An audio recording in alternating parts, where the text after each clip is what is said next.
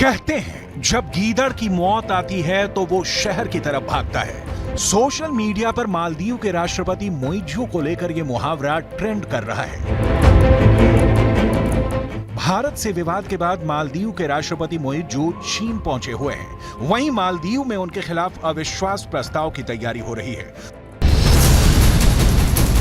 कुल मिलाकर भारत से विवाद के बाद अपने घर में घिर गए हैं मालदीव के राष्ट्रपति।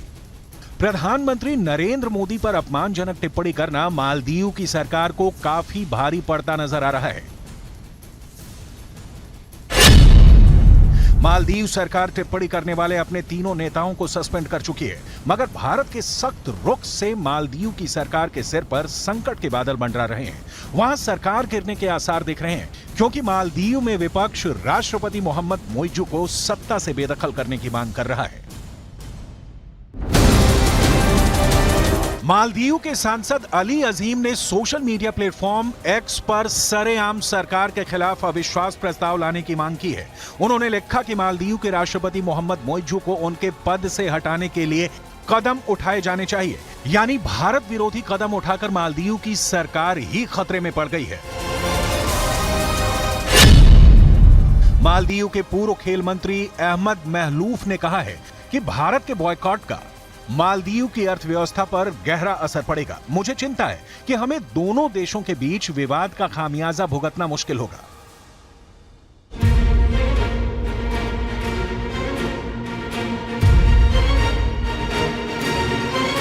इसकी वजह विवाद के बाद से 2 दशक में ऐसा पहली बार हुआ है जब लक्षद्वीप को गूगल पर सबसे ज्यादा सर्च किया गया है। सोशल मीडिया पर लक्षद्वीप पूरी दुनिया में ट्रेंड कर रहा है। प्रधानमंत्री मोदी के लक्षद्वीप जाने के बाद पूरी दुनिया में लोग लक्षद्वीप को सर्च कर रहे हैं।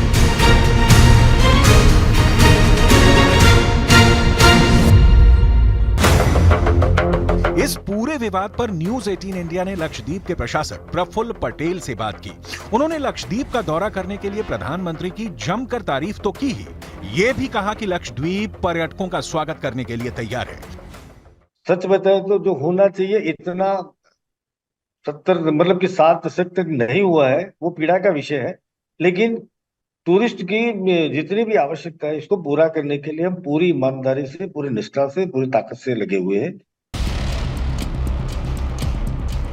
वहीं प्रधानमंत्री नरेंद्र मोदी की ये तस्वीरें मालदीव के घर घर में देखी जा रही हैं।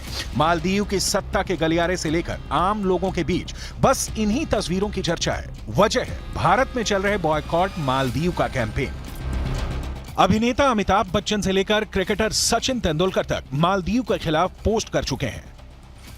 भारत और प्रधानमंत्री नरेंद्र मोदी के खिलाफ सोशल मीडिया प्लेटफॉर्म पर मालदीव के मंत्रियों की अपमानजनक टिप्पणियों की Maldives association of tourism industry ने कड़ी निंदा की है।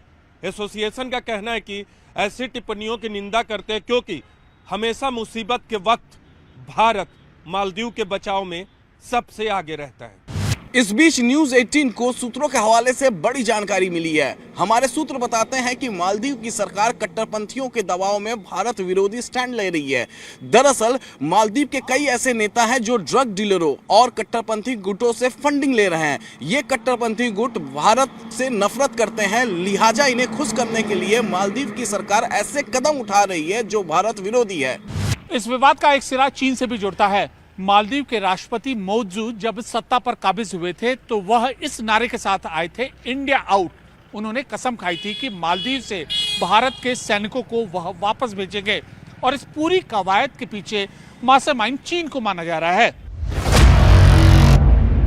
भारत और मालदीव का रिश्ता ऐतिहासिक रहा है। दोनों देशों के बीच का संबंध इतना गहरा रहा है कि मालदीव में नया राष्ट्रपति अपनी पहली विदेश यात्रा में भारत आता था। लेकिन मोहम्मद मोइज़ू अभी चीन में है, चीन के सामने नतमस्तक है। सवाल है, क्या श्रीलंका और पाकिस्तान के बाद अब मालदीव चीन का नया शिकार बनने वाला है?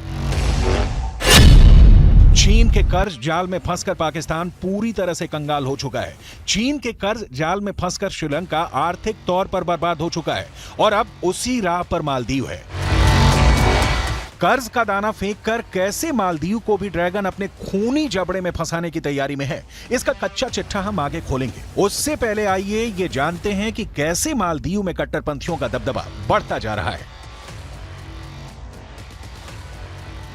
न्यूज 18 की इन्वेस्टिगेशन में मालदीव के बारे में बड़ा पर्दाफाश हुआ है। खुफिया रिपोर्ट्स के मुताबिक मालदीव की बनी नई सरकार और यहाँ के राष्ट्रपति कट्टरपंथियों के हाथों की कठपुतली बन चुके हैं और बैकडोर से सरकार पर पूरा कंट्रोल इन्हीं कट्टरपंथियों का है। जानकारी न्यूज 18 इंडिया को सूत्रों से मालूम चला है कि बीते कुछ साल में बड़ी तादाद में, बड़ी संख्या में मालदीव से युवा सीरिया में आतंकी संगठन ISIS में शामिल हो रहे हैं। इतना ही नहीं, कट्टरपंथियों के गुट मालदीव के राजनीतिक दलों को पैसे तक पहुंचाते हैं और साथ ही साथ मालदीव के राष्ट्रपति मोहम्मद मुइज़ू के इन कट्टरपंथियों से रिश्ते भी हैं। यह बहुत बड़ा खुलासा है सूत्रों के हवाले से, और इस वजह से वहां की सरकार उन कट्टरपंथियों के इशारे पर काम भी कर रही है। आगे बढ़ते हैं। ये कट्टरपंथी मालदीव को एक कट्टर मुस्लिम देश बनाना चाहते हैं, इसलिए वो भारत के खिलाफ खड़े हैं, जबकि भारत और मालदीव की दोस्ती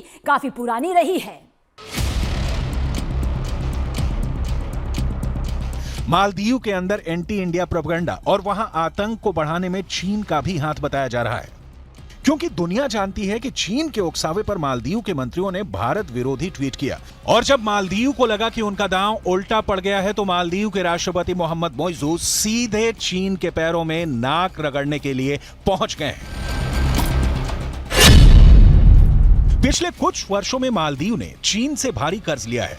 आंकड़ों के मुताबिक फिलहाल मालदीव की GDP का करीब 6.5 बिलियन अमेरिकी डॉलर है, जबकि मालदीव के बजट का करीब 10% हिस्सा चीन का कर्ज चुकाने में चला जाता है। भविष्य में अगर कर्ज समय पर नहीं वापस हुए तो मालदीव के आइलैंड भी चीन के हाथों में जा सकते हैं। वहीं 2023 में मालदीव आने वाले चीनी पर्यटकों की तादाद में अचानक से तेजी देखने को मिली है। 2022 में मालदीव पहुंचने वाले टूरिस्टों में चाइनीज 27वें नंबर पर थे, जो 2023 में अचानक से तीसरे नंबर पर पहुंच गए हैं। चीन हमेशा जिनके साथ डील करता है उन्हें बर्बाद करके छोड़ता है। भारत के साथ तनाव का चीन पूरा फायदा उठाना चाहता है, इसलिए मुइज़ू के समर्थन में चीन ने उनकी यात्रा को मालदीव के हितों से जुड़ा बताया है। लेकिन पूरी दुनिया जानती है कि अगर भारत के लोगों ने मालदीव से मुंह मोड़ लिया तो उसका बैंड बच जाएगा। मालदीव की अर्थव्यवस्था में पर्यटन की हिस्सेदारी बहुत अधिक है। वहां GDP का करीब 28% हिस्सा टूरिज्म का है, और आंकड़े बताते हैं कि मालदीव की सैर करने के लिए सबसे अधिक सैलानी भारत से ही जाते हैं।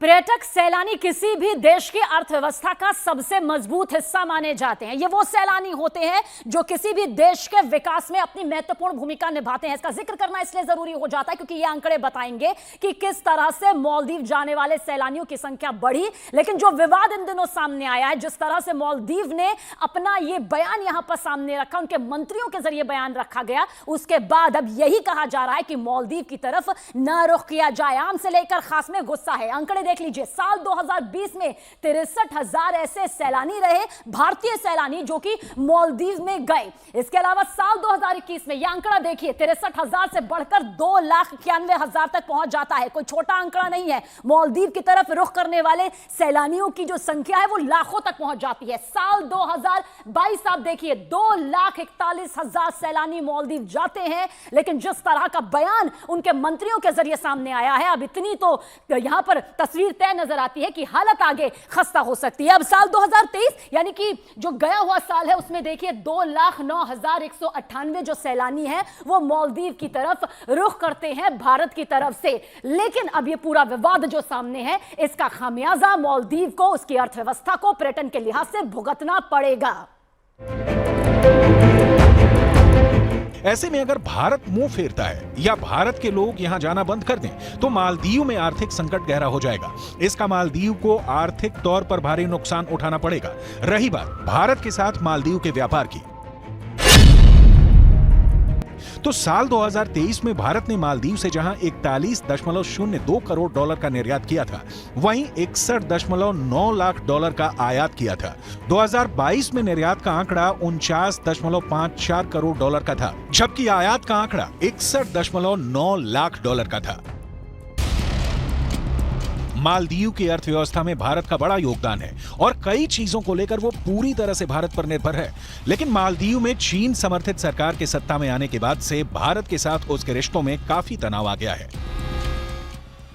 आइए अब आपको तफसील से बताते हैं कि ये पूरा मसला है क्या और आखिर शुरू कैसे हुआ। दरअसल प्रधानमंत्री नरेंद्र मोदी लक्षद्वीप के दौरे पर जाते हैं और वहां से अपनी एक शानदार तस्वीरें जो हैं वो यहां पर उनके जरिए भारत के लोगों के लिए साझा की जाती है कि देखिए लक्षद्वीप आखिर कितना खूबसूरत है, कितनी भव्यता अपने में लिए हुए है। पीएम मोदी की तस्वीरों ने लक्षद्वीप के मालदीव से बेहतर होने की जो चर्चा है वो वहां पर तेज हो जाती है, यानी कि लोग आपस में इस बात को लेकर चर्चा करने लग जाते हैं कि मालदीव से भी ज्यादा खूबसूरत देखिए किस तरह से लक्षद्वीप है।